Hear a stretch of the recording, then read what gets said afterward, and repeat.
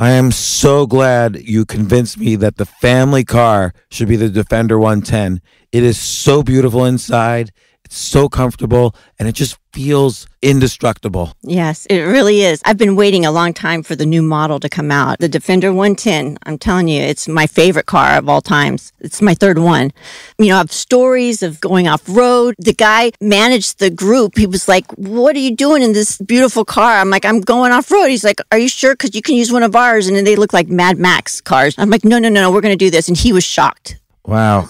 Well, it's great because the Defender has been reimagined for 21st century adventure, and its unparalleled off-road ability, as well as its robust interior, are invaluable whether you're headed towards uncharted territory or just a weekend of exploration. The Defender 110 tackles challenging surroundings with absolute confidence. The SUV conveys strength outside and in, featuring peerless technology like an intuitive driver display and an award-winning infotainment system. That's my favorite part, to keep you connected no matter where the journey takes you. Adventure is unique to everyone, and so is the Defender. Choose from the two-door Defender 90, the four-door Defender 110, or the larger Defender 130 with the ability to seat up to 8 passengers. You'll find uncompromising performance in all three. So pack up and go even further with the Defender 110. Learn more at LandRoverUSA.com/Defender. These days, we're all investors, trying to be smart with our money despite our worst impulses. But at iShares, we believe that deep down inside of every investor is a better investor. One that's just waiting to be let out. Explore iShares ETFs and insights and let your best investor out. Visit iShares.com for more information. This isn't your average business podcast, and he's not your average host. This is the James Altucher Show on the Choose Yourself Network. Today on the James Altucher Show. I do like mean comedy. I think because I'm Canadian, maybe. I like arrogance. I like these weird traits in people. I don't know. I think that's why I liked Rich when I met him. I remember him telling me on one of our first dates what an amazing comedian that he was. And I remember thinking, is he joking? I didn't know for sure. But you also do this podcast with your husband, Rich Voss, My Wife Hates Me, right, which is basically you hating Rich. Yeah. And you've been doing it for 6 years, so clearly... Yes. Bobby Kelly started a podcast. He kept telling Rich. And Rich is taken by salespeople. Like, if you walked into a showroom, he walks out with a product. You know, he loves salespeople. He loves being sold. So when Bobby Kelly was calling him, telling him we had to do a podcast, and he was just insane about it. This is about salespeople too. So we were in Florida and we went into, this is years ago. This might have been before we got married. And I think his name is Waylon, the guy who does all those whale pictures. Oh, I don't know. He does these murals. So we went into his showroom, I thought, to mock it, you know, because that's what I love to do in my spare time, is mock the hard work of others. I mean, I don't know. It's just funny to me. If you knew anything about art, you wouldn't be going in there. But let me just be clear. He's very famous. He's rich. You know, he does it very well. So we go in, and then at some point, we're in the back room. It was making me laugh for most of the day that we were in there. And then when I looked at him on the sofa, I remember thinking, oh, I don't think he's joking. Like, I think this whole time I went in thinking we were making fun of it, and he went in thinking we're going to go get a whale painting. He was about to give his credit card. I had to take him outside and be like, we're not doing that. So then that's like what our whole marriage has been.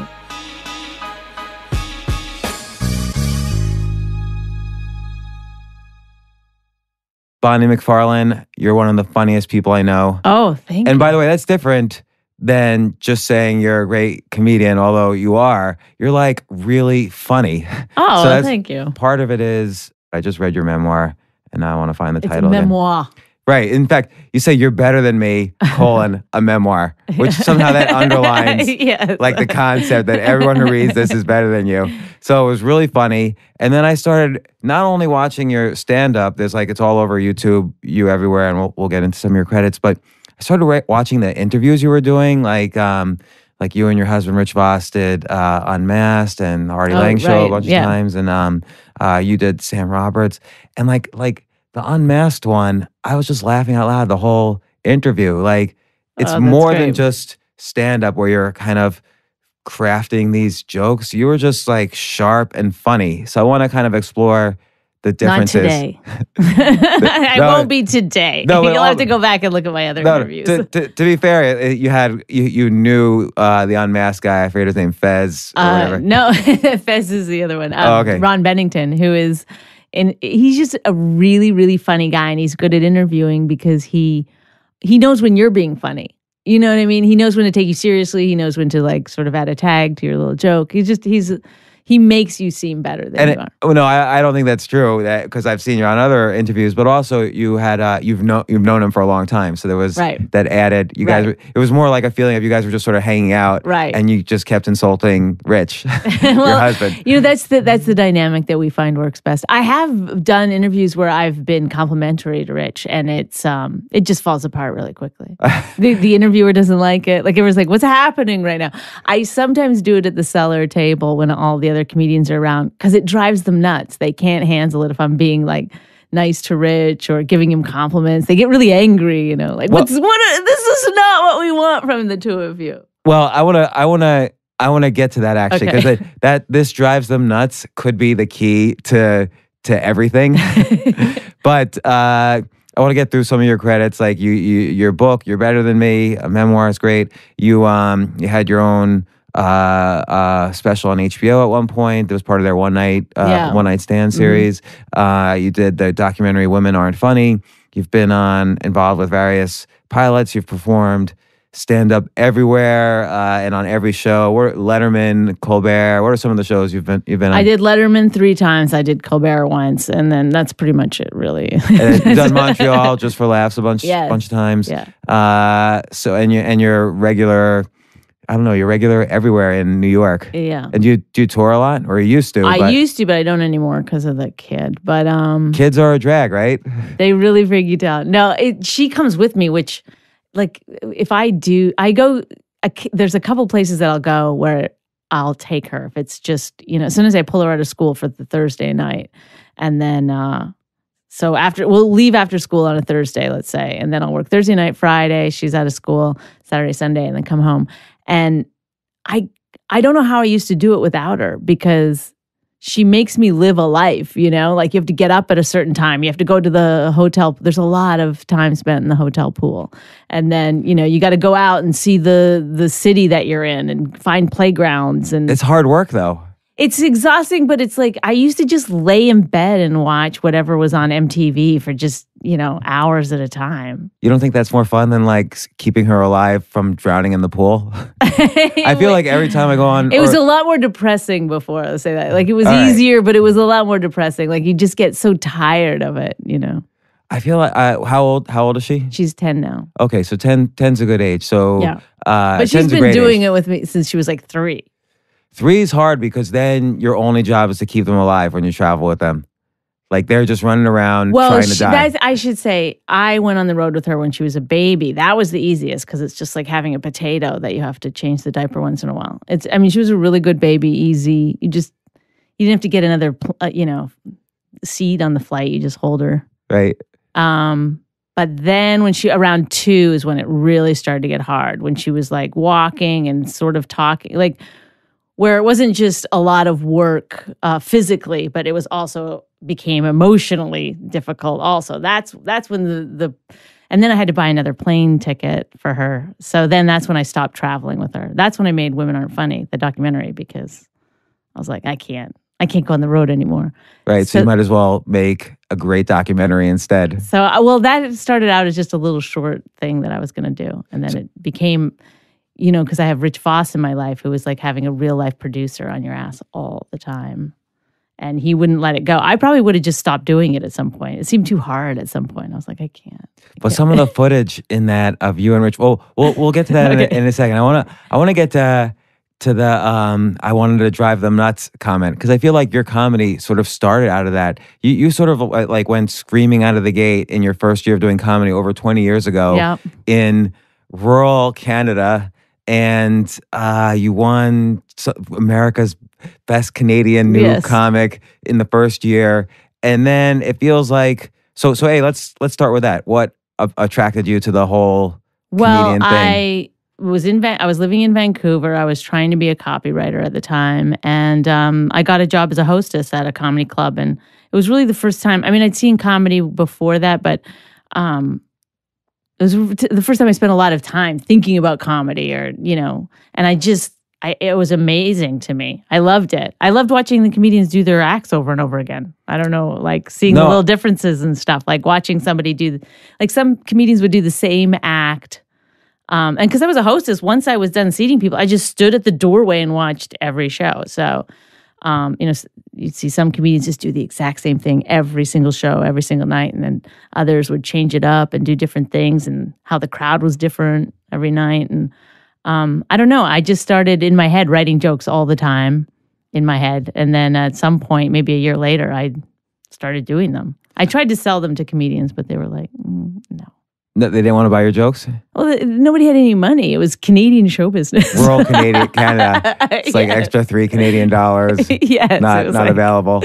So, no, but I did start, once I started doing stand-up, I started going on the road right away as a middle act. Like, I don't know how I was doing 25 to 30 minutes. I can't imagine what I was doing up there for that whole time. Like, even now it's hard to do 25, 30 minutes. Yeah, it's really hard. So where were you getting your material from then? I mean, you were writing it, obviously, but how were you doing? I don't remember. I mean, it was really hit or miss.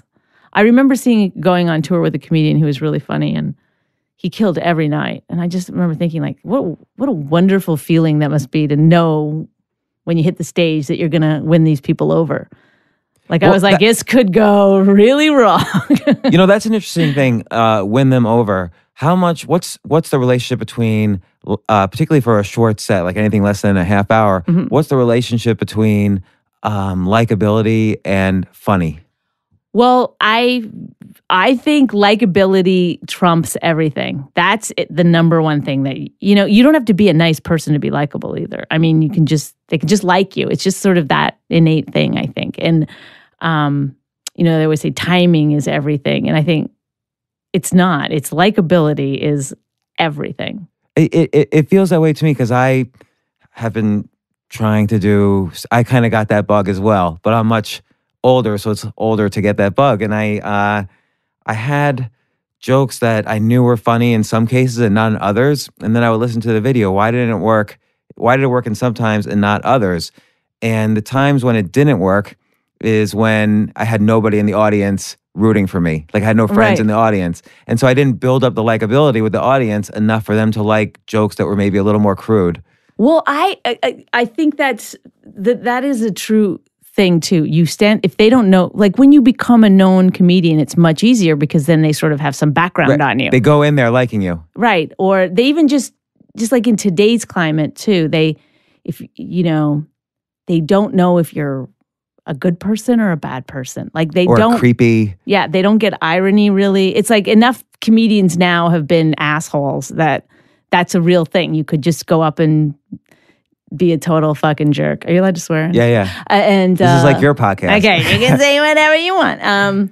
So no, that you could, so the audience is like on high alert for you saying something that they deem inappropriate or wrong or old fashioned or they don't want you to be racist or sexist or anything like that. So they're on high alert. And so they don't get if you're being ironic. If they don't know who you are, if you go on stage and the first thing you say is some, really funny, sexist, but ironic take on it, they just won't like you because they don't know you enough to know that, oh, she's on the right side of things. But she's, she's making a joke about it. So, okay, I want to get this. There's a bunch of things now I want to get back to, but when you said you wanted to drive them nuts, would you feel like that was almost the source in the beginning of being funny? Like you have a bunch of siblings, were you just always driving them crazy?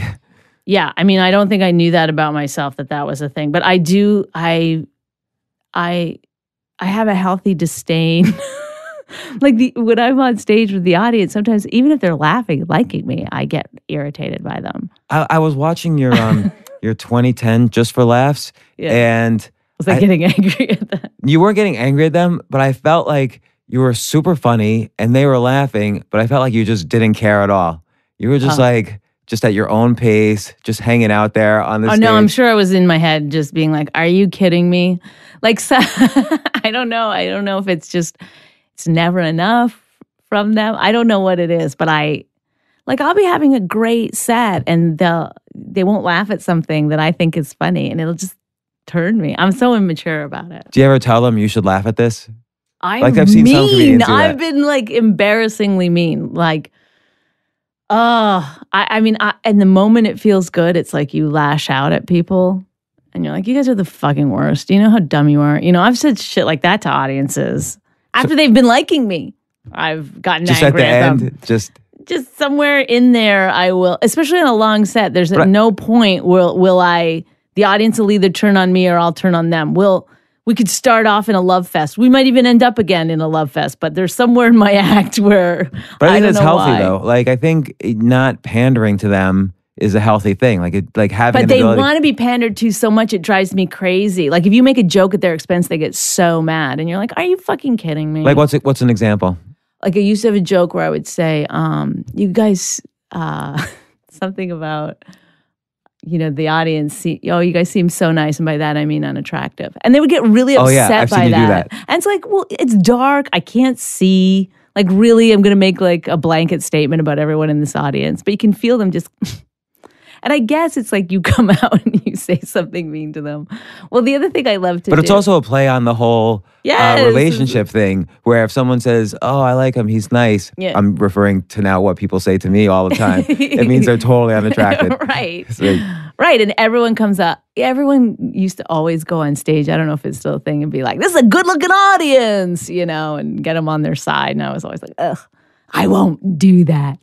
But the other thing I like doing is being faux mad at the MC for whatever. Like sometimes it'll be some glowing intro that they'll give me, and I'll be like, "You couldn't put True TV in there, like I asked," you know, and I'll get mad and scream. And they believe, but then I get really mad because the audience believes it. They just sit there and stare at me like I'm a crazy person. It's like, I don't know why I just get mad because I'm like, I'm obviously a professional comedian. I'm working the weekend at some fucking club, you know. It drives me nuts that they won't laugh. And what do you do to that silence? I'm so immature. Then I'll lash out at them. I'll be like, oh, shut up. I don't know. And then I can turn them around a lot of times. And a lot of times I have these shows where I can feel that they don't like me, but occasionally I'll get applause breaks because they like the jokes. Like sometimes they'll be like, okay, that is a good joke. And they'll reluctantly sort of give me a... Why do you think they don't like you as opposed to maybe they're just low energy at that point? It's possible that I'm reading into it. But I feel like they don't like me because I'm not nice enough for them. Are you supposed to be nice? You explore issues of gender and sexism in comedy quite a bit. Do you think you're supposed to be nice to many audiences because they think, oh, she's a woman, she's going to be nice?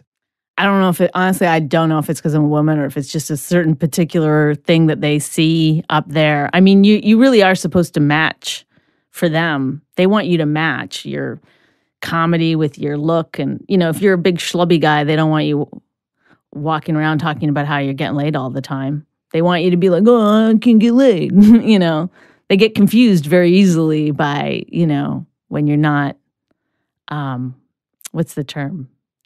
Consistent, like a cliche or something. They hang on to those things. It's easier for them because, and it makes sense. It's like they've never seen this person before, so they're using all their clues. Okay, what's this guy going to be like? You know, if I used to have a joke about that I never watched the WNBA. I go, I don't know. I don't even like good basketball. You know?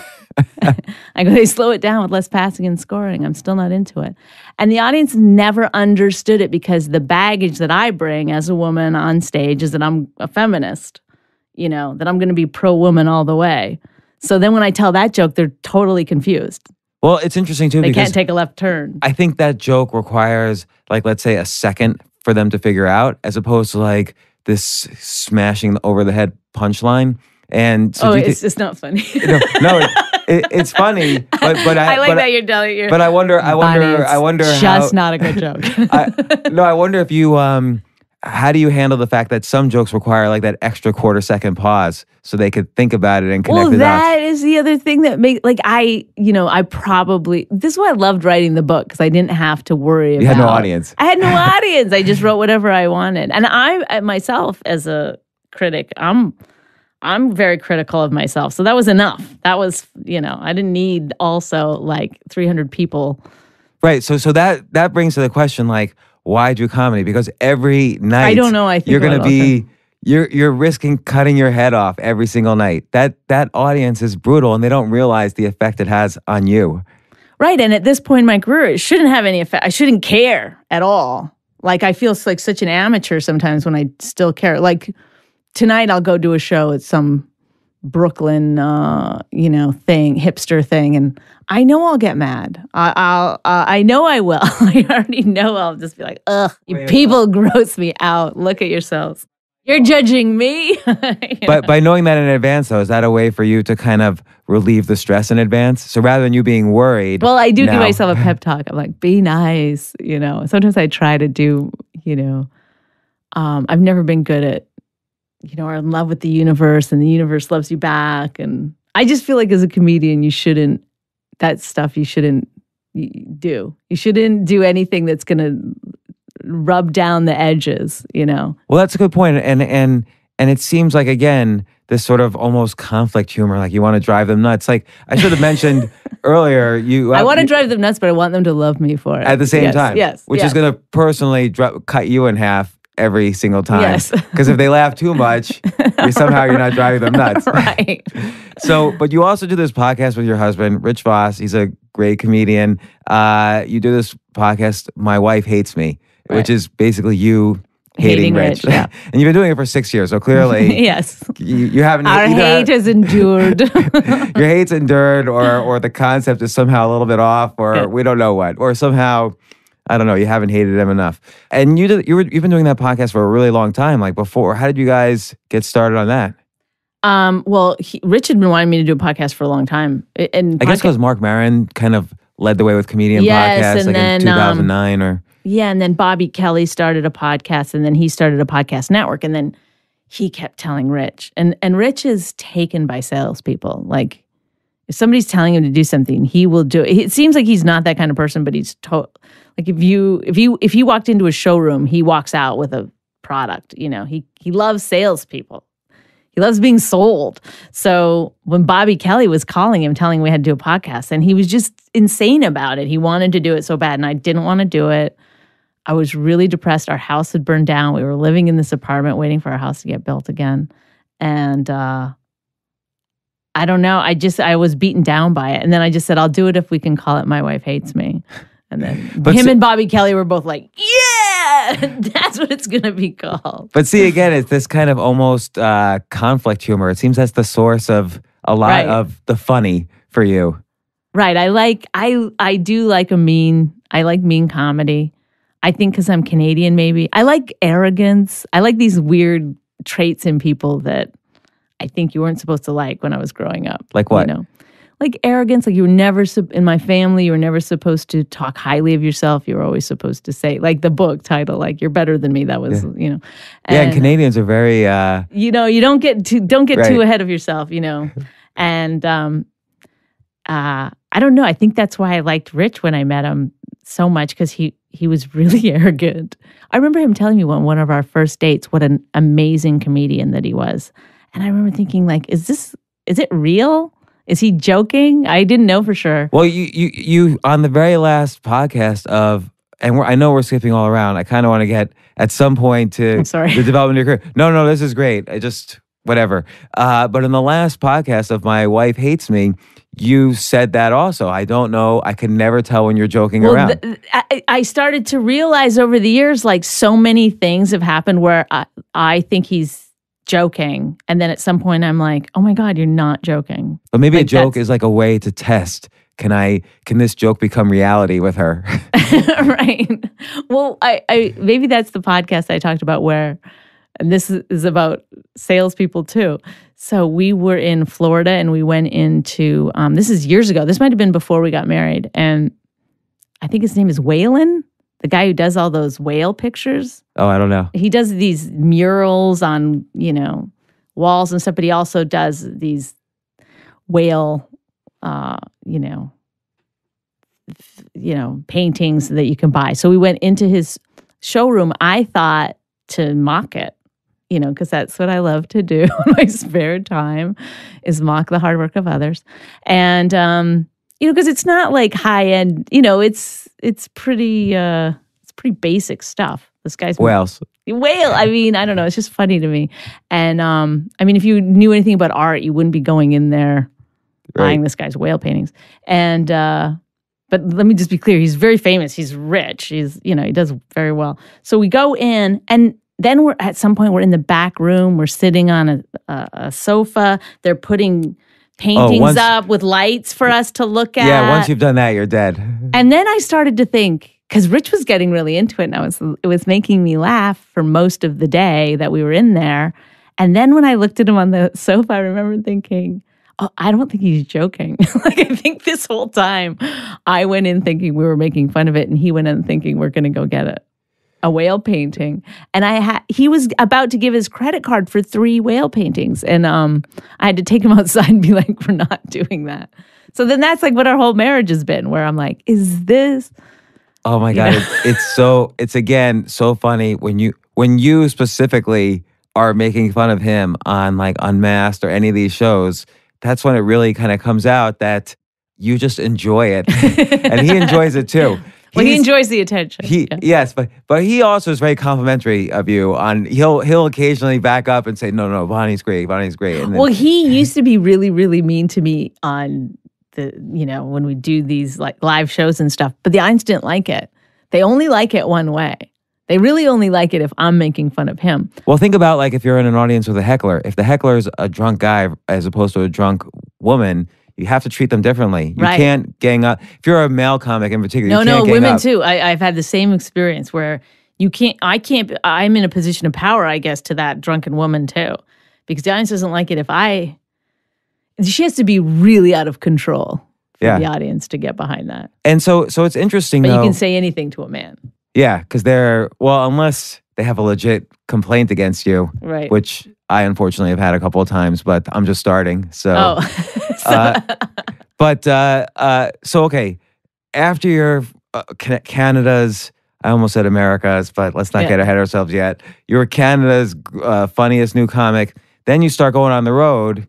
And it feels like this is your kind of, I'm going to make the comparison, the Beatles in Germany when they were developing. Exactly. You're so right. I have to make that comparison because you were like dealing with every kind of comic and audience. So like you mentioned, the insult comics and I don't know. A juggler I went on the road with. I still know how to juggle. You learned how to juggle? Yeah. Like 3 things? Yes. Oh, yes. All right. I mean, it was like before cell phones and stuff. You read. I would like pretend to sleep in the car. Because what would happen is you'd get in a car with someone you didn't know and you'd drive hours and hours to a gig. And then you'd do one night there. And then the next morning you'd pack up your stuff, get back in the car and drive hours and hours to the next gig. So if you didn't like the person you were traveling with, it was really awful. And sometimes I didn't. And so I would just pretend to sleep all the time. So do you feel like this was what did you learn? What did you discover about comedy during this time that you didn't realize before? Because it's sort of like out of this, you broke out, came to New York, started doing all sorts of stuff. Yeah, I mean, I did learn a lot about, I've always been, I always enjoy that sort of, like even now, I love soaking up new information about comedy. Like I will sit at the stand and, talk to Mike Vecchione or Dan Soder or whoever about comedy. I still love doing it. I'll do it for hours, picking apart why somebody's good or why this person's, the audience likes them. Just like what we were talking about, like, is it likability? Is that everything? It's so interesting because I saw Mike Vecchione a few weeks ago, and I actually talked about him on another podcast, but I saw him sandwiched between Gino Bisconti and Aaron Berg. Yeah. And so 2 high energy, in the insult, audience. Yeah, total insult guys. And he's just like very calm. At one point, he even stopped and he's like looking at the ceiling and he's like, let me just gather my thoughts for a second. Like he's totally quiet. And just such a different style and very funny, very sharp. Yeah, great writer, very funny guy. But I view you as sharp in a similar way, like almost like technically, like when you're doing your jokes, it's very much, you'll have some premise that's going somewhere and then you reverse it. You're very great at the reversals. And so what's your writing process when you are thinking of these things? Well, I try to. Is that a dumb question, by the way? No, but I love. I think there should be a show called The Process, and then we just talk about people's process because that's my favorite thing about any artist is how do you do it? Because Rich has a totally different process than I do. I mean, I write everything down, sometimes hundreds of times before I ever take it to the stage, like trying to get it right, trying to figure it out. Sometimes I take it to the stage 10 times, it doesn't work, and then I put it away, and then a year later I'm like, no, it's gonna work, and I bring it back.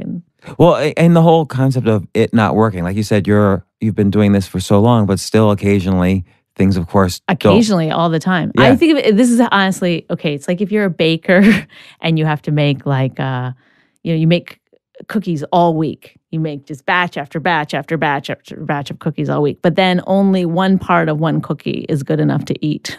Like that's really what stand-up is. You're just writing jokes.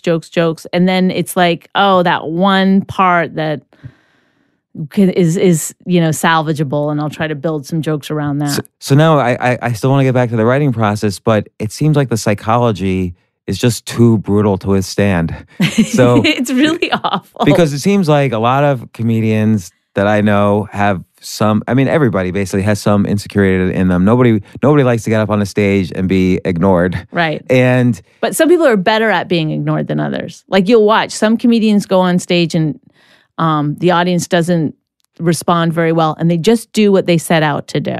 And then other comedians like myself, I can't not comment on the moment of what's going on.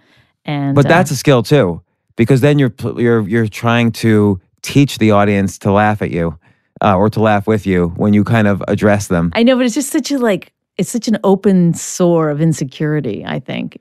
I feel like maybe it is better not to say anything because then the audience really doesn't know. They don't know what most people go to a comedy show like once a year. They don't know what it's really like when it's great. I know that because I do shows every weekend, but they don't know that it's not great. But again, like so the psychology for you, there's a certain persistence. Like this almost seems like the greatest ability is this persistence to constantly, bomb or deal with that silence or deal with, I just spent all this time working on this joke and it didn't work, or I just drove 4 hours to get here and nobody likes me and then I'm gonna go home.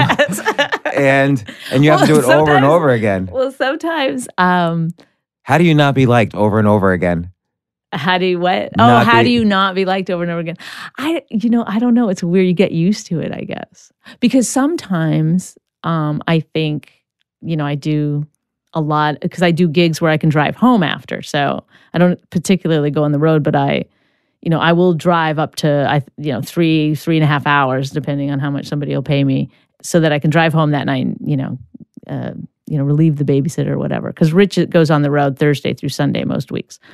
So a lot of these, I do every steak and seafood house in the tri-state area. That's my tour, and you get there and you're like, I don't want, like, if you make these people laugh, then you're probably doing something wrong also. Do you know what I mean? It's like you can either go lowest. I totally do not know what you mean on that. Well, you can go lowest common denominator. Let's say I'm doing, some steakhouse deep in Jersey, and they're nice people. I'm not saying that, but they haven't gone too far from their homes to get to you. They don't think you're going to be good. I mean, who would think the person standing, just near the kitchen entrance doing stand-up is going to be this great comedian? So were you just complimenting yourself there? No, I mean, even if I was a great comedian, you wouldn't think that because it's like, who's going to come to this steakhouse and do stand-up? But so you've got all that. And then most people who outside of a comedy club and a lot of people inside of a comedy club, they really want,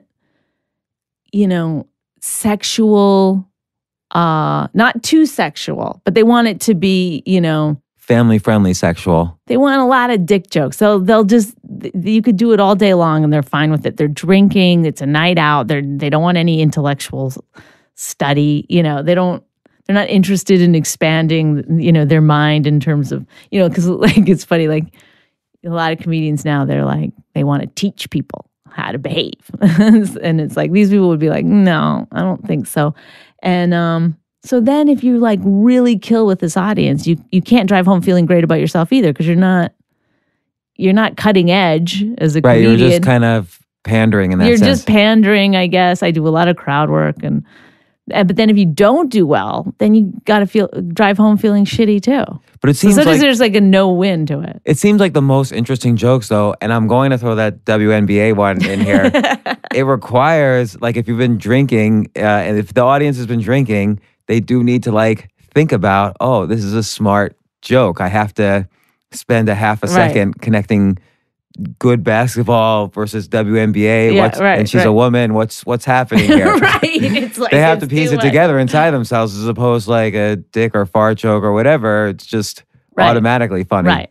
So, but your jokes are very smart. Like when you go on Colbert or Letterman or Just for Laughs, these are, they're crafted jokes. I mean, I've spent some time with them. Exactly. Yeah. So what do you do? Like when you're touring to the steakhouses and they, do you pander or do you try to mix it up? Well, now I'm better at it, so I'm... You tell more dick jokes? I try to get, try to give a little of both. There's a lot of stuff now that I've acquired over the years that is, sort of works kind of anywhere.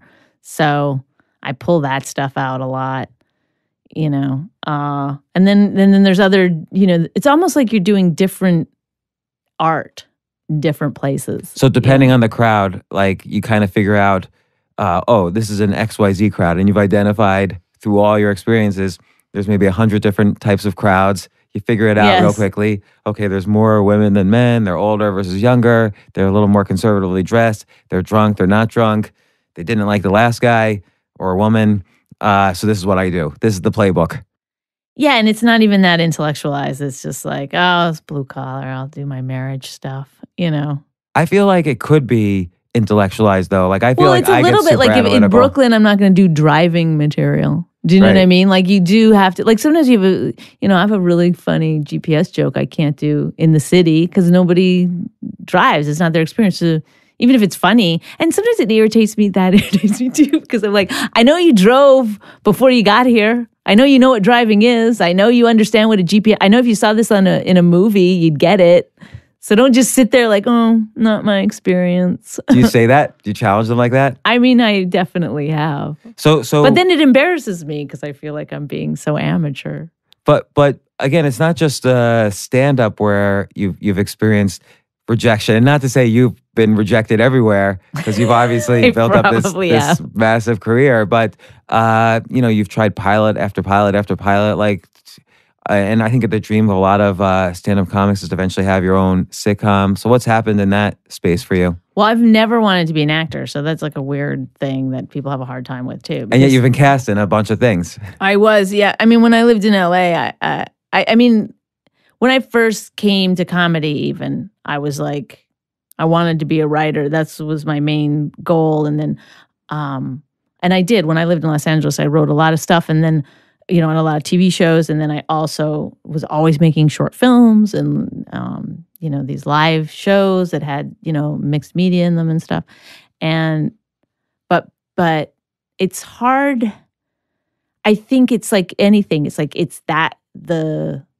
when you're on stage being a stand-up, people go, oh, she likes being the center of attention. She wants to be on camera, obviously. It's hard to change people's minds about that. It's like even Rich Voss, my husband, because he so loves being the center of attention and on camera that he doesn't believe me either. He's like, I don't believe that's true.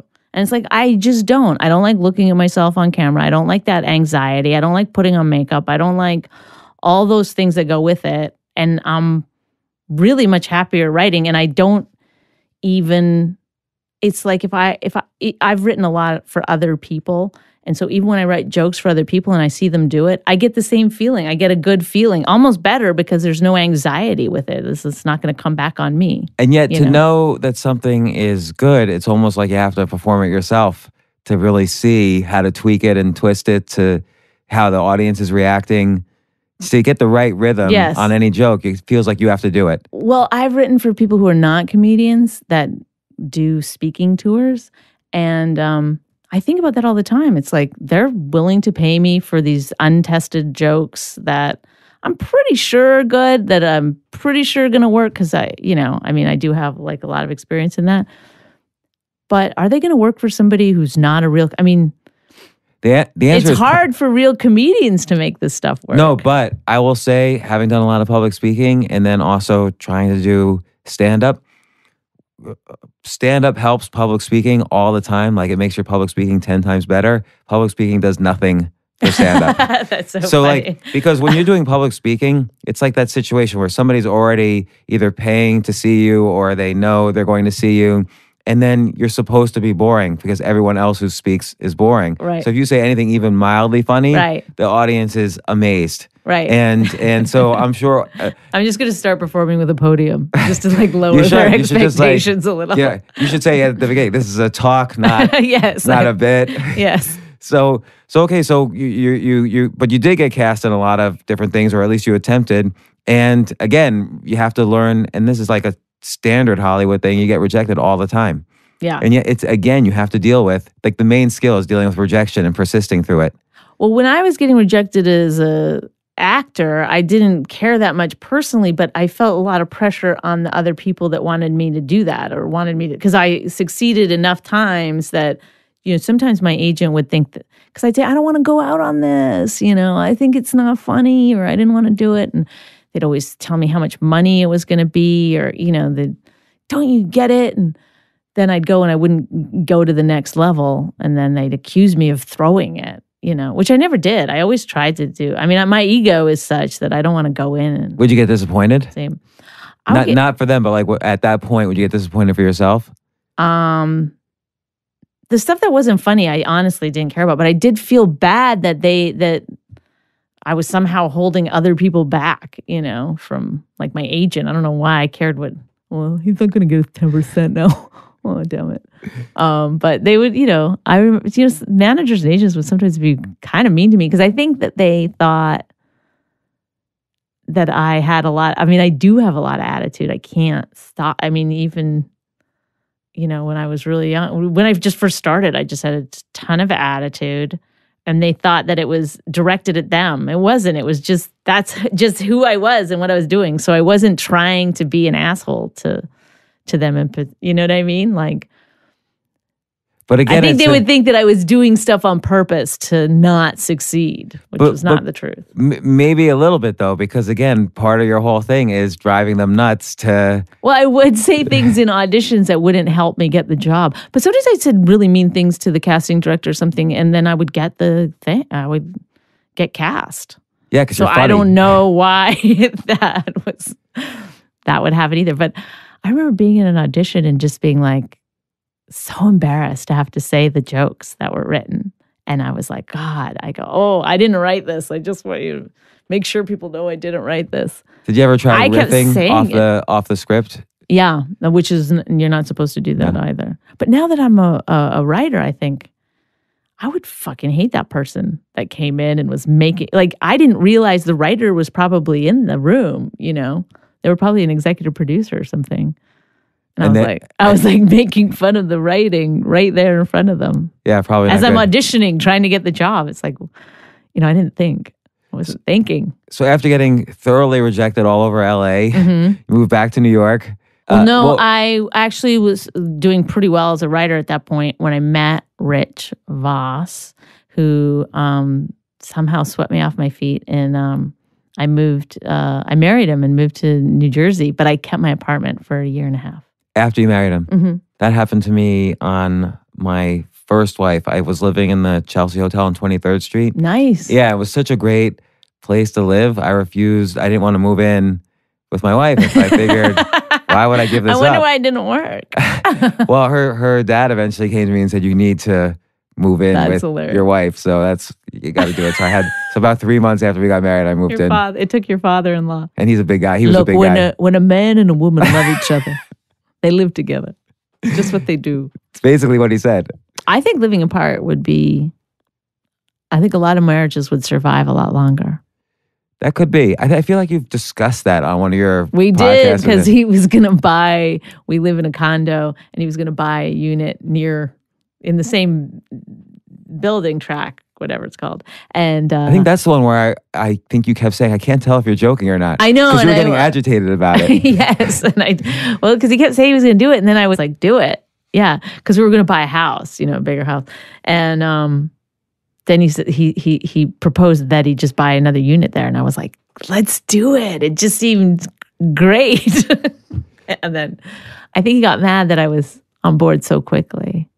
Yeah. And then he pulled back. Maybe he got a little, he thought you had plans.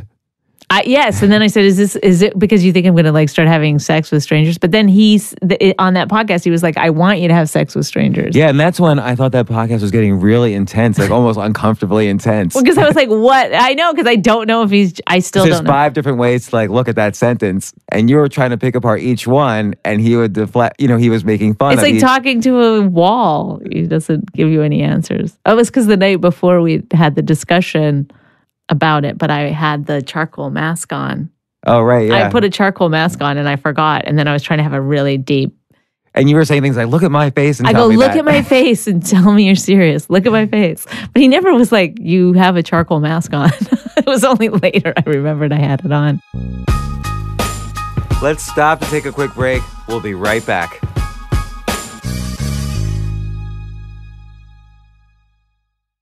I want to get to your writing process. So we've got on 5 tangents, but writing process, I need to know. I want to know what your writing process is. Okay, so I come up with an idea, something. Like what? Like, what's a joke I'm working on? So I'm working on this joke. I've done it a few times. It hasn't worked yet exactly as I want it to. But about how if your therapist was a Syrian refugee, how awful would that be? So just the premise is funny, right? It's the premise of how we complain about things constantly.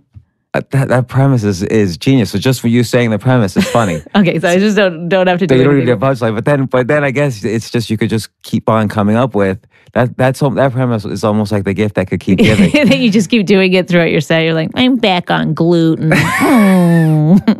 Muhammad. Yeah, so it seems like great. So a lot of people have premises that are just like, subways are weird or whatever. Right. And it's the premise itself is not funny, then they figure out a way to make it funny. Right. But I think it works. What you're saying is sometimes it's better to start off with a premise that automatically is funny.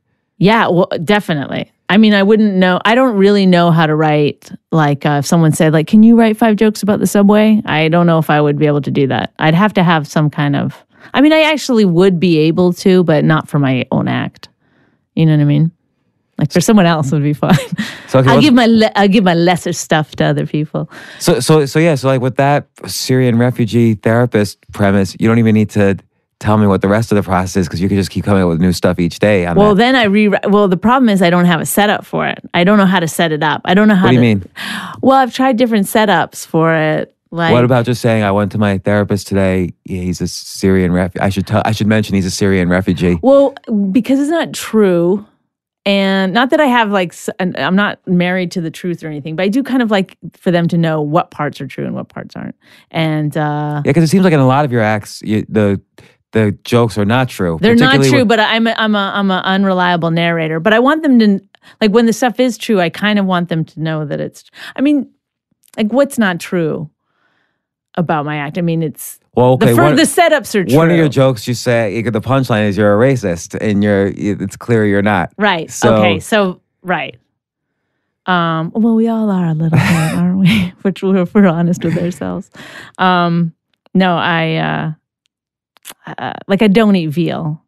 I have a joke about eating. Oh yeah, veal. yeah. Well, what's the joke? I remember that one. I'm a vegan, you're a vegetarian, but I cheat. I eat veal. Yeah. So That joke's really not true in a lot of ways because I'm not 100% vegan. But that's like a classic almost one-liner reversal. But that's one of those And- jokes where I can take it anywhere. Yeah, but That's you one al- of those jokes where you can just do it no matter where you are. There's also persona in the writing process, right? So you have this persona in some of your stand-ups where you're essentially subtracting intelligence from yourself. Yes. So like in that joke or the racist joke Yeah. or the WNBA joke. Right. So it seems like then if you stick to the persona, it doesn't matter about the truth as much. Right. So if you're doing like one of those Right. persona-driven jokes, you can do the therapist joke. But then if I wasn't going to tell the truth, I would have to have that be the punchline. The Syrian refugee therapist would have to be the punchline. So you still need the setup. You still need to earn a setup. So you can't say. I mean, I tried the setup where I'm just trying to learn. Like you can't say, my therapist. Did you ever have a therapist who was a Syrian refugee? And I don't know. Then you just did the gluten thing, and that was funny. Yeah, I guess, but I still feel like I'm just doing a punchline and then tags. I'm not doing a setup, punchline, and tags. I don't know. It's so dumb to even like break it down. No, I like breaking it down because it's interesting because what makes a lot of your stuff really funny is the reversals are so smart, and that's what you're really saying here. I think I figured out the setup. Okay, let's go for it. Which is that I hate my therapist. I have a new therapist. I hate him because he just thinks my all my problems are so lame. He's a Syrian refugee. That's good. I mean, you can even go into some of that. Would you go into some of that? And then I would say like, I'm back on gluten. I don't know what to do with my spare room. See, that's great. Yeah. So what's another premise? My daughter's bus came 3 minutes early. That I'm working on. Yeah. God, I have so many new jokes. I feel like I've got a backlog. That's the problem is that it's... Do you write every day? Yes, I write. Do you Not feel like necessarily jokes every day, but I write every single day. About what if you're not writing? Well, I'm working on a new novel, and I have a new novel. I might not be aware. Did you write another novel? No, I mean, I wrote a book, a biography, but now I'm working on something else, just for fun, just for me. Who knows what happened? I'm not making any promises. I like to tell myself I don't have to finish anything, because then that seems freeing. Yeah, it keeps expectations low on yourself. I mean, I wish I didn't have to make money, because then I could just do whatever. Then I could just make and... What would you do? Then just write and make little... I mean, I just made a short film. I'm still in the editing process. But I had to get money to do it. And that was like irritating to like get other people... I had to get another company involved to pay for it. Well, I think being a comedian... And this is really true for almost any art, I would say, you have to also have a business side of you.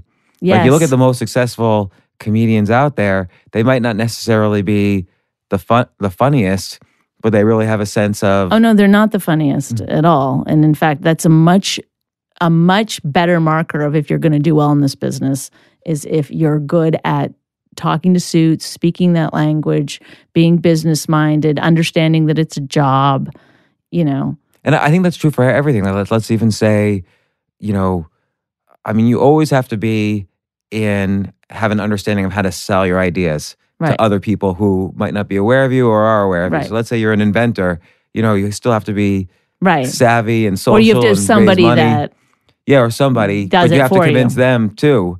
So there's always some element that you have to be able to communicate. And I think a lot of people think, oh no, I just need this one skill, and people will recognize me for what I'm worth and propel my career. But like you've seen in your own career, you've done stand-up, you've done writing, you've done TV stuff, you've written for others, you do this podcast, you did the documentary Women Aren't Funny. You have to do lots of things and figure out each...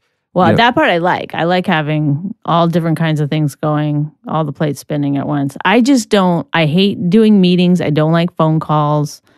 Emails I'm not great at. And so I do think that hinders me. I think the only reason that I finished the documentary and that it became, a documentary that was on Netflix and iTunes and stuff is because of Rich. So because he picked up the ball on that for me. Because I was just like, I got tired of, at one point near the end when I was editing, because the thing about a documentary is that you spend so much time in the edit, which I really like editing, but it became overwhelming at some point, just going through 80 hours of footage, And at one point when we were almost done editing, Rich was like, we got Joan Rivers. So she had agreed to be in the movie. And I said, no. I was like, not doing it. And he was like, are you insane? Like, when Joan Rivers wants to do your movie, you put her in your movie. But I was like, now I have to go back and figure out how I'm going to add her in. And I've already, But again, like, so you're doing kind of the creative part there. Rich must have been the one going out and saying, we've got,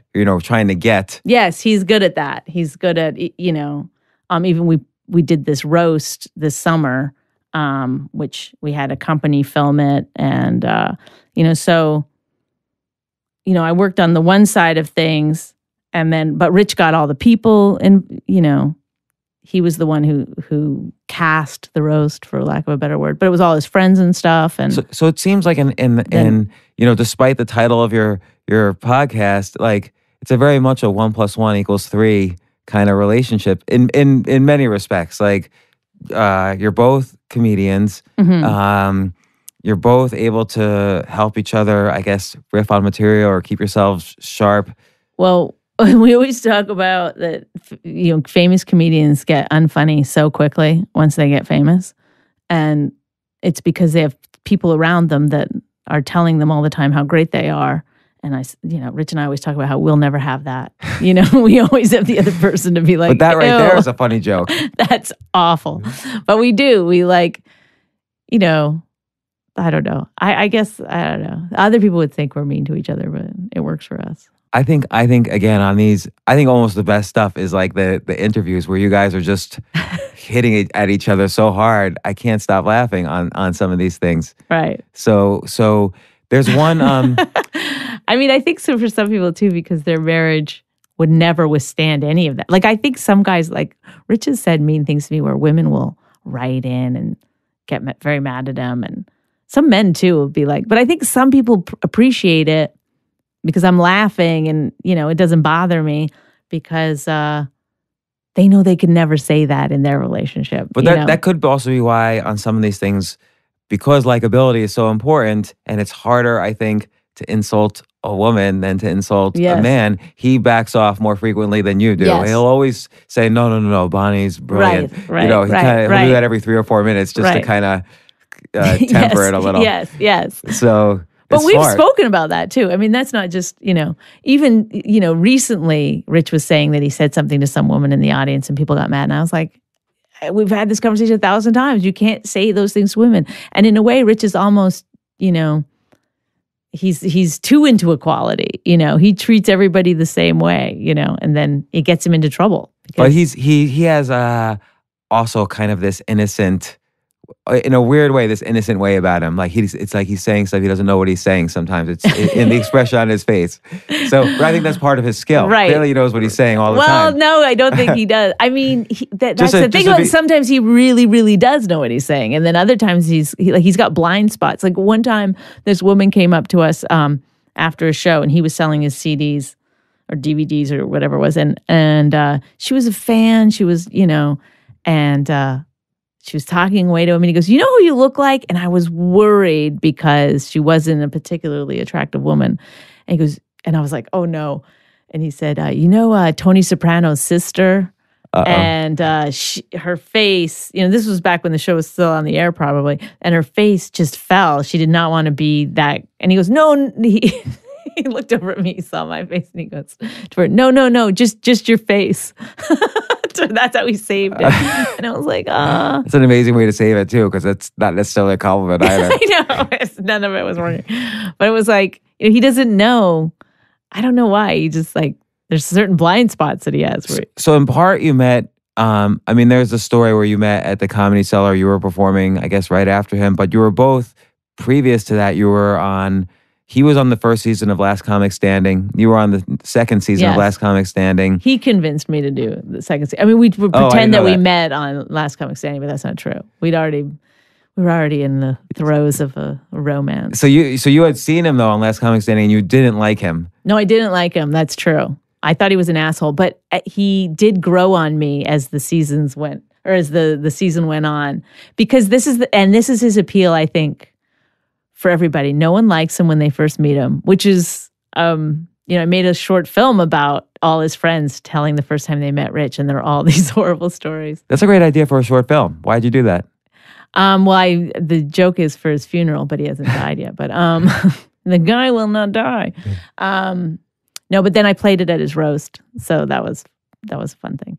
So anyway, you don't like him, but then he won't change.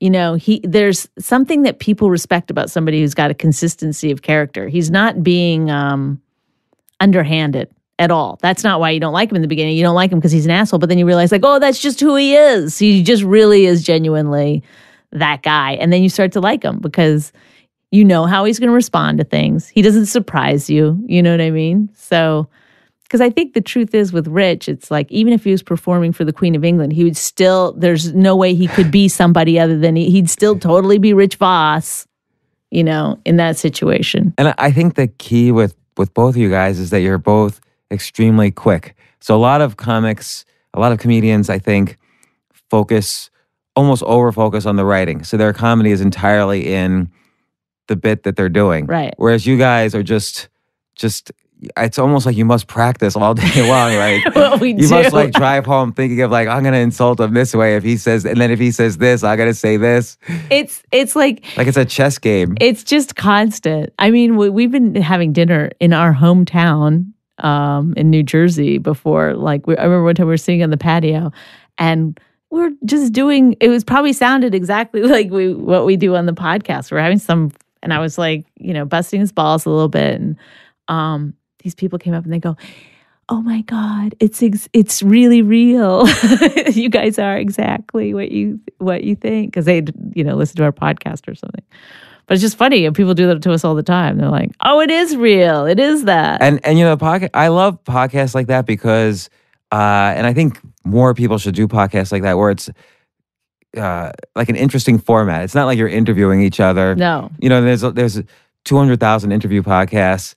I'm guilty of being one of them, but it's just a fascinating to play with the format. You're not a radio show.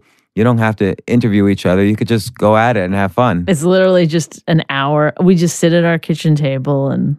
But I really thought that last one, it makes me think about relationships. Like I feel like, oh, I've been in that situation and I've been really anxious.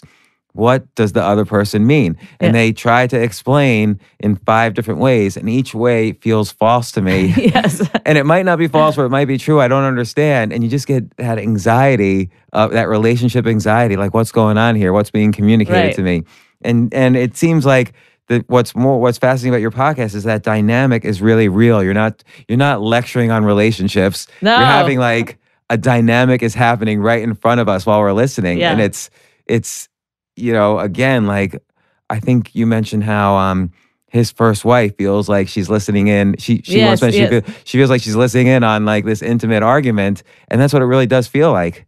It's painful listening to it. I know. It's so embarrassing sometimes. It's painful in ways that when you're joking with each other in public isn't. That's like, okay, they're joking around, and sometimes it's like borderline mean, but it's funny. Right. This time you're dealing with shit in the podcast. Right. We're really talking about stuff.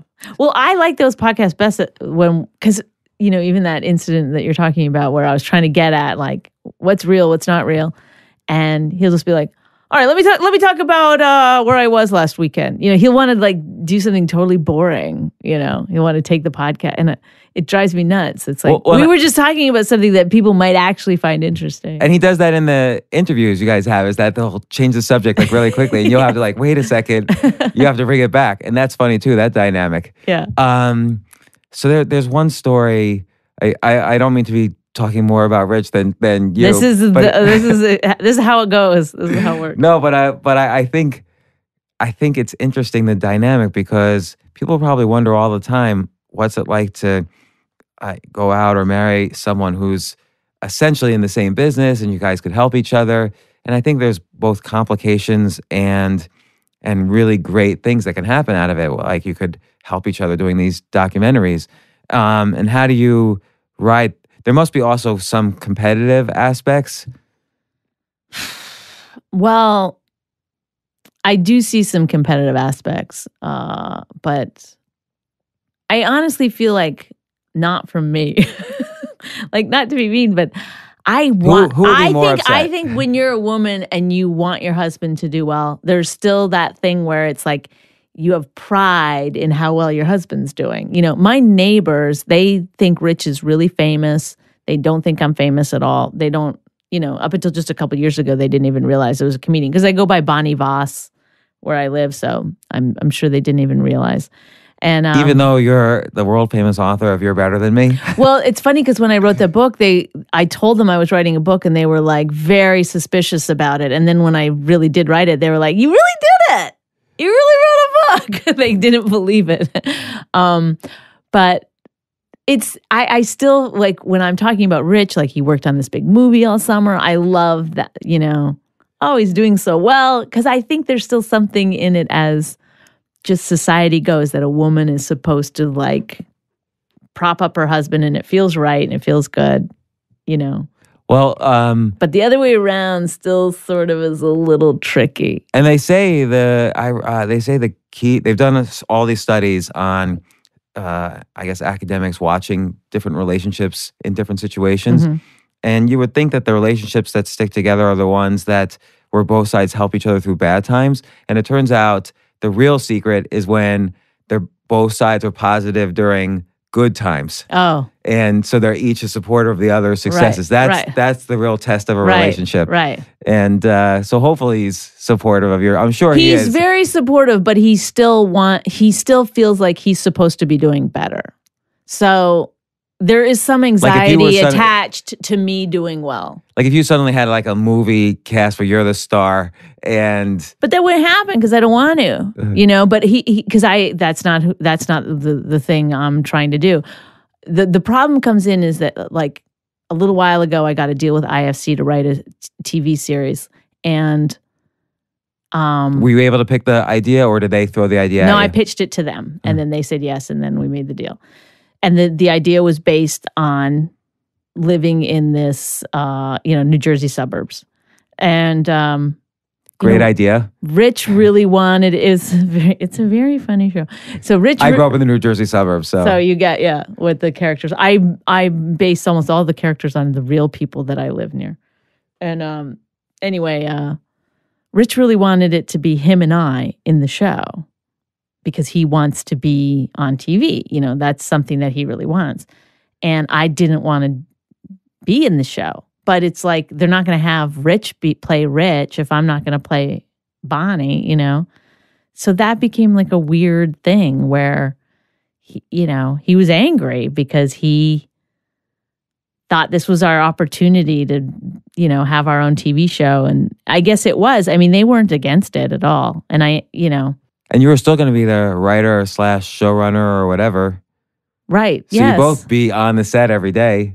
Yes, but he knew he wouldn't get cast as Rich if I didn't get cast if I didn't put myself as Bonnie. What if you insisted as showrunner he get cast as Rich? They wouldn't have picked it up, I'm sure. Well, okay, so what happened? So you pitched an idea. You got a meeting with IFC. Yes. You pitched an idea. They said, love it. What happened next? So then I wrote the pilot, and ultimately the end of the story is that they didn't pick it up. Which happens how many times? Like what percentage of times does that happen? 100% of the time for me. No, I don't know. What do you think was the downfall of it? Well, I mean, they liked it and we were moving ahead with it. And then they said it didn't fit their mandate. So who knows what the real answer is. Yeah, what does that mean? I don't know. But the thing is that that's where Rich and I get into some issues because, there's been times where they want Rich and Bonnie to do something and I don't want to do it. And then Rich will get mad because it's Rich, they want both of us to do something. So again, I want to, I'm still fascinated by your writing process and the idea of the premise itself being super funny. Okay. And I don't mean to beat on this, but how do you work on the premises? Well, the premises just come. The premises are just there like you all sit the time. down. So I could whip out my notebook. I have hundreds I can show on my phone. I just write them anywhere now. I used to try to write everything into one notebook, but now I just, any paper, notebook, my phone, computer, whatever happens to be in front of me, I put it in there. So kind of a key is, and I always sort of do my own writing at a certain time of the day, but you're just like, anytime something pops in the head, you'll at least jot it down as a note. Yes. Yeah, I try to do it when it's happening. I mean, unless I'm driving, But although that joke is very funny as well, the texting and driving. Yeah, you got to get good. And at it's the reversal again. So, which I think is really hard. So if I can, see, but this joke actually is exactly what my whole thing really is. Is I have an earnest setup. I get the audience behind me. I'm saying the right thing.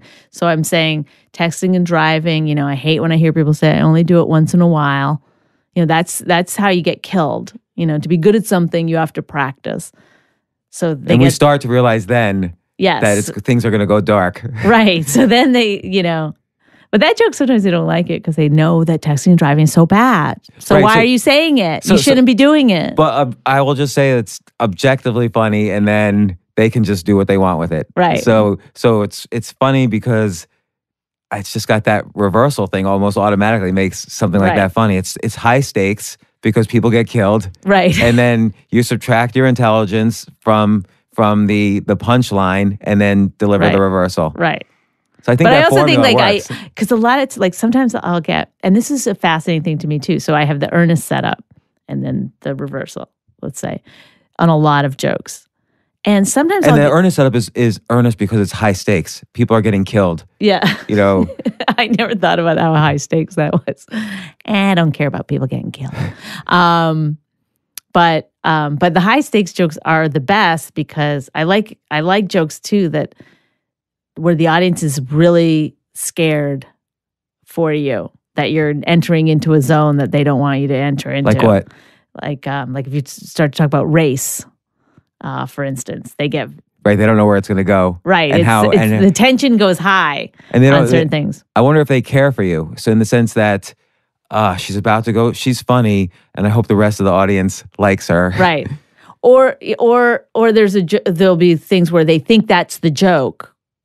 And that didn't work. And then the tension is high, and then you can undercut the tension and get, those laughs are the biggest laughs. So wait, what's an example?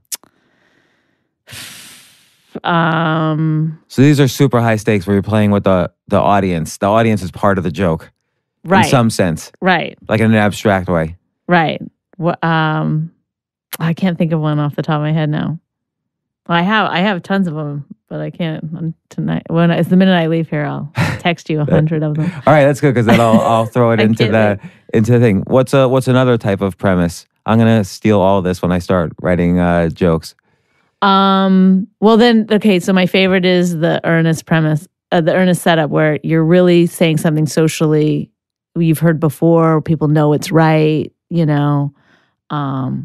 Like I have like the earnest setup of like, don't give money to homeless people. I know it sounds harsh, but you're not supposed to. Oh yeah, this is funny. Because you know what they're just going to spend the money on? A home. Last thing we need are more high risk buyers in the market right now. But those are high. Those are just earnest setups that I like, especially if they have a social content. But I like also there's two punchlines in that. Yeah. So because the home is obviously not what everybody thought. Right. Not what everybody people will says. Yell out drugs. And people will yell. It's like it's not a test. Right. But then there's the next part of it, which is almost a little sharper. Not almost, but it is sharper. You have to think about it like, you're evaluating this now almost as economically. Yes, yes. On a homeless person buying. Yes. I mean, that joke, I haven't done in a long time, but that joke worked better, obviously a few years ago when we were still struggling. So Rich has this funny story in the book, Killing It. You've probably seen his joke. He's at Stand Up New York. And it's right after the season that he was on Last Comic Standing over. Oh, yes, I know the story. And he's on for however long he's on, and the red light goes on, and he's starts yelling, "Are you kidding me? Like, I'm not getting off just because of the red light. I'm the most famous comedian in here." Yeah. And then he gets off the stage and the MC comes on, and ladies and gentlemen, your next guest, Jerry Seinfeld. Yes, Or your next Jerry had comedian, stopped in to do it, and Rich didn't know. Because Rich had stopped in on I think it was a bringer show night. It wasn't a big night. So then when they gave him the light, he was like, "Hey, I just was on NBC." He started listing his credits. And so when Jerry went on stage, Jerry goes, "I've also been on NBC." And I wanna get back to that story in a second. But do you guys ever do your podcast live? Yes, we do. And when we do them live, we have a celebrity marriage counselor. So we've had Artie Lang, Ron Bennington's been our Jim Norton. Who else? Oh, Jim Norton would be great. Andy Kindler. Everybody's been so funny who's been our celebrity marriage counselors. So when was the last time you did a live podcast? It's been a while. Yeah, maybe a year ago. Okay, so let me make you a deal. Okay. So I own a piece of Stand Up New York. I've never actually said this on my podcast or writing or anything before, but do a live podcast from like 7 to 8 or however long it takes, and then it's your show after that from 8 to 9:30. You guys get the door, bring in whoever you want, or Rich could do 30 minutes, you could do 30 minutes, whatever you want to do. We'll get the bar and you get the door, and that's the deal. No, thank you. No, I'm just kidding. I was really insulted there. I like that insult humor. See, I can't stop myself. I was going to do it earlier, then I was like, no, let him finish. Let him get it all out. Where would have been a good stop to do it earlier? I don't know. I can't remember. All right. It's instinct. No, I would love to do that. That sounds amazing. Okay. So good. Are you going to be our celebrity marriage counselor? I'll do that. Yeah, yes. that'll be fun. Okay, you come to be our I've celebrity listened to marriage. all of your interviews with each other and a Oh bunch of the God. podcasts. So you could do it, right? And I don't know if you know, I grew up with Jim Norton, so we were in the same grade. We grew up together the whole time. Yeah. Wow! Oh my God! So I'll just have to call him and see I'll have to listen to his version. Yes. Him being the marriage counselor. Well, Jim was at our wedding. We got married in Alberta, Canada, and Jim flew in to be the best man, and he gave the funniest speech. It was just killer. It was like, I don't know, you could have put that on TV. Oh yeah, I've heard you talk about this, and then you were talking, and Rich grabbed the. And then I was like, yeah, because I took a napkin, and I didn't realize it was my competitive nature kicked in. I started making notes on a napkin because I knew we were going to have to go up after Jim, and I was doing pretty well. So, what were you writing on the napkin? Like just some jokes that I thought would be funny because Jim was making fun of the audience. He goes, "If this was a movie, it'd be called White People with Glasses," and it was just funny. He said one of the lines I remember was, he said, "Rich is the opposite of everyone in Hollywood. He's mean to your face and nice behind your back," which is true. That is a very Rich thing. So I can't remember what I was doing, but it was my family, and for the most part, and so I was trying to be as funny as these guys, and I did my big earnest setup, and Rich grabbed the mic from me. I couldn't do the punchline. And do you remember what the setup was? I don't remember now at all what the thing, but I knew that I had something good coming. So that's why I probably got so angry about it. And then he started killing. He just took the microphone from me and started killing. And then when we went to do our dance, our first dance, I was, "How dare you? How could you? I was about to do a punchline and you took it away from me." Well, do you have the video of that? You should have the video. You should post the video of that. I don't think we did a video. Oh my God, that would be great to have. Because how many comedians were doing roasts or whatever? There was Jim, there was you, there was Rich. Were there other people? No, it was. It was all. No one came from. Then we had a party at in New York, and then we had a party in LA because I was still LA based. So all my friends came in LA. Were you guys long distance? Yeah. Yeah. Well, then we started touring together. That's how he got me. So really got me away from other people as the cult. That's how cult leaders work. But I don't know if I can handle a long distance relationship, particularly like you're on stage, he's on stage. Like, how did you guys survive the jealousies of that? Being on stage? No, a long distance where you're both kind of Well, in the performing. beginning, we weren't really like, we just hooked up when we'd see each other or something. You know, it wasn't like this. Wasn't serious. Yeah, I mean, I'm sure he had other girlfriends. I still was, you know, doing what I did. And, you know, it really wasn't until we kind of got engaged that we were like, that we're doing this. This is it. And then even now when he's on the road from Thursday through Sunday, do you ever get I don't worry at all. I mean, I feel sorry for girls. If he is fucking them, I feel sorry for those girls. No, I don't know why. I just don't. I don't worry about it. I've seen him flirt with girls on very limited occasions, and it makes me happy. I want him to still have that thing, you know, have girls like him and be charming. But I just don't think he would. And if he does, what can I do about it? So I told him one time I don't want to hear about it. It's a one and done. I don't want to hear about it. I feel like I wouldn't be able to handle that. So I feel like I have control issues on that. You're the jealousy part. Probably, yeah. Well, he worries about me, even though I've never done anything wrong ever. Yeah, and even on that one podcast episode where it got so intense, it's like so clear. You think one of the things you're thinking is that he's trying to suggest he should be doing yes. things. Yes. So, I was like, where? But you're using a reverse way of Yes. suggesting it. I know this was all over the place, this podcast, but that's how all my podcasts are. So I just want to see which note I might have forgotten. Probably all of them. Probably. Do you edit this? Nah. No, we don't either. I don't believe in it. No, and we've had everything bad happen in podcasts, and I don't like to edit. One time I got a phone call that I had to take, and Rich wouldn't turn off the he wouldn't, I don't know, he doesn't know how to pause the podcast. I guess he's scared he'll lose it. So you can hear him yelling at me as I took the phone call in another room, and you can hear him yelling like through the door. I'm like leaning against the door and he's pounding on the door. See, I think that's funny in a podcast. Podcasts are not supposed to be like, this is the Wild West of media. Yes, it is very Wild West. So I have notes like, what's it like opening for your boyfriend, husband? But I don't like that. We didn't get into the women aren't funny, but it's still available on iTunes. Yeah, it's not on Netflix anymore, but yeah, you should I definitely. encourage people to get it.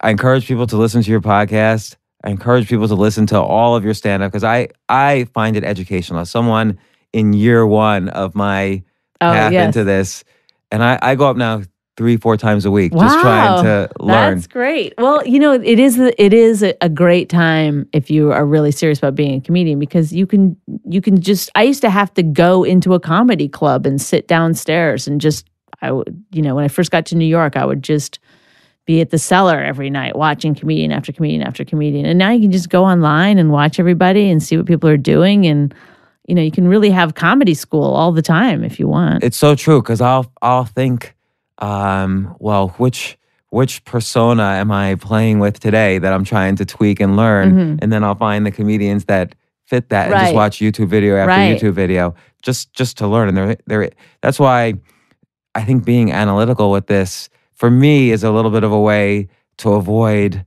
or to at least try to avoid some of the 10,000 hours, the 20 years you have to go through. Oh, my God. So I know. And it is, I mean, you have to be funny. You know, you have to be a funny person. You have to, you know, get up there. And I mean, I know a lot of comedians that aren't funny off stage and they're really funny on stage. So it doesn't have to be, you have to be funny all the time, but you have to have some innate humor in you.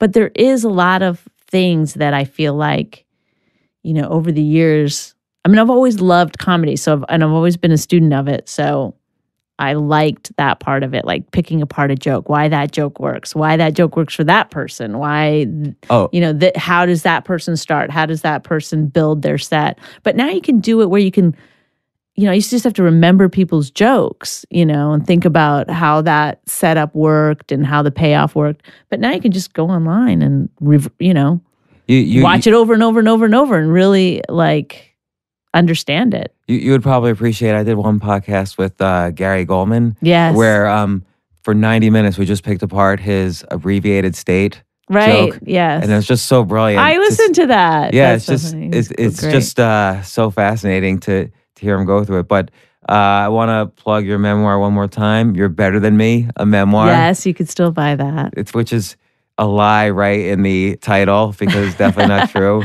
And people should just watch you all over. Anything else? Oh, My Wife Hates Me. People should listen to that podcast. People should Available tune on into that Riotcast. podcast rather than listen to this podcast even. I'm No, going to recommend stop. your podcast over this one. And I'm holding you to that deal. So in October, we'll figure it out. Okay, let's do So that. That that'll be sounds fun. great. Thank you so much for having me on. Thanks for coming on. For more from James, check out The James Altucher Show on the Choose Yourself Network at jamesaltucher.com and get yourself on the free Insiders list today. Hey, everyone. Thanks so much for listening to this episode. I really hope you enjoyed the show. Before you go, I wanted to just say thank you to everyone who has rated and reviewed this podcast on iTunes. I'm going to give like a little humble, it's not even a humble brag. It's like an ego brag. Tim at Aggrad, A-G-G-R-A-D, said, "This is my favorite podcast by far. Seriously, not hyperbole. James is a genius. He researches guests extensively and always seems to deliver the perfect question at the perfect time. He has a very high standard for guests. Every episode makes me think. Highly recommend." Tim, that was a really great review. Thank you. I'm going to try, hopefully, to keep the same standard of questions, and we'll see. But I really enjoy reading these. So, Tim, it means a lot to me, and I'm grateful for your support. AI might be the most important new computer technology ever.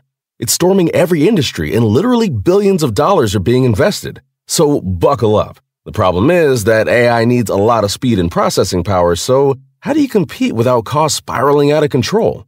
It's time to upgrade to the next generation of the cloud, Oracle Cloud Infrastructure, or OCI. OCI is a single platform for your infrastructure, database, application development, and AI needs. OCI has 4 to 8 times the bandwidth of other clouds, offers one consistent price instead of variable regional pricing, and of course, nobody does data better than Oracle. So now you can train your AI models at twice the speed and less than half the cost of other clouds. If you want to do more and spend less, like Uber, 8x8, and Databricks Mosaic, take a free test drive of OCI at oracle.com/advance. That's oracle.com/advance. oracle.com/advance.